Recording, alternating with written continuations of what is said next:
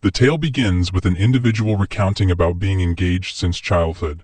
Just then, a young lady appears, turning heads as her classmates invite her to hang out. She declines gracefully, leaving them in awe of her elegance. She's got the whole package: brains, beauty, and talent. Hailing from a prestigious family in Kyoto, she's got the whole town singing her praises. She apologizes for keeping Sarada-kun waiting. Smiling, Sarada tells Miyuki that she did a great job today, and enthusiastically suggests they stop somewhere together. She declines, explaining that she has homework, and he, still smiling, remarks on how much he admires her diligence and dedication.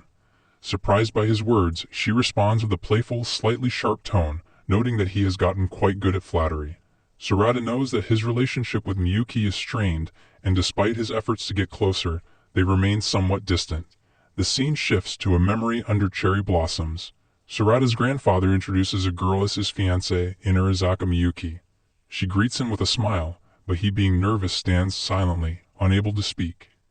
It's revealed that their grandfathers, being best friends in college, arranged the engagement regardless of the family standing, maintaining regular contact since.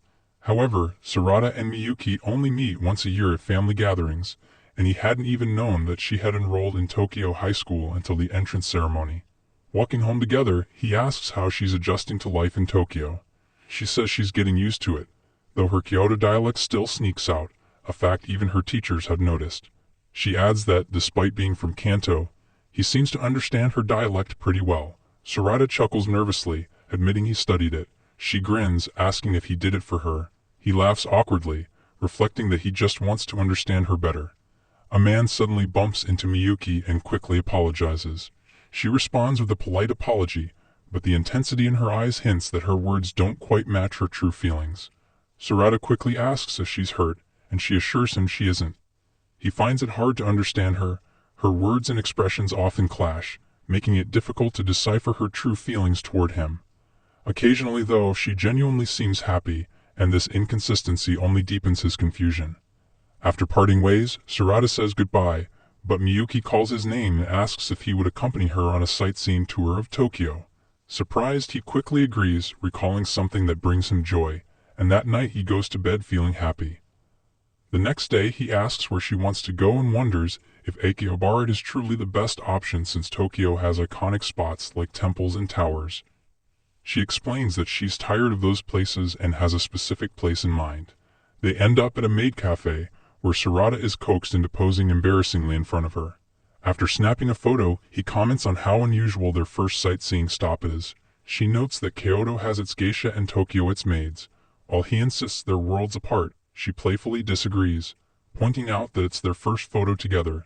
Sarada grumbles that it isn't a proper photo since a maid is in it. She agrees, then leans in to mischievously whisper if they should take a photo of just the two of them next time. He's taken aback by her playful smile, blushing as he realizes she's thoroughly enjoying his embarrassment. He stammers out his agreement, lapsing into the Kyoto dialect, which prompts her to smile and comment that a date like this feels refreshing. Fidgeting with his ring, he wonders if Miyuki truly loves him, or simply doesn't dislike him. Remembering their earlier conversation, he realizes he wants to understand her feelings deeply, beyond just her words. He happily asks Miyuki where she'd like to go next. They end up at a slot machine, where she rages over losing 40 times in a row.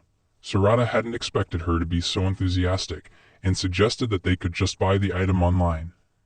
Miyuki yells that it would be pointless unless she won it directly from the gacha machine. As she considers her next move, he sits beside her, watching, and decides to try as well. He reaches into his pocket, only to find he's out of money. Trying to brush it off, he looks around to ask Miyuki-san for help but realizes she's gone.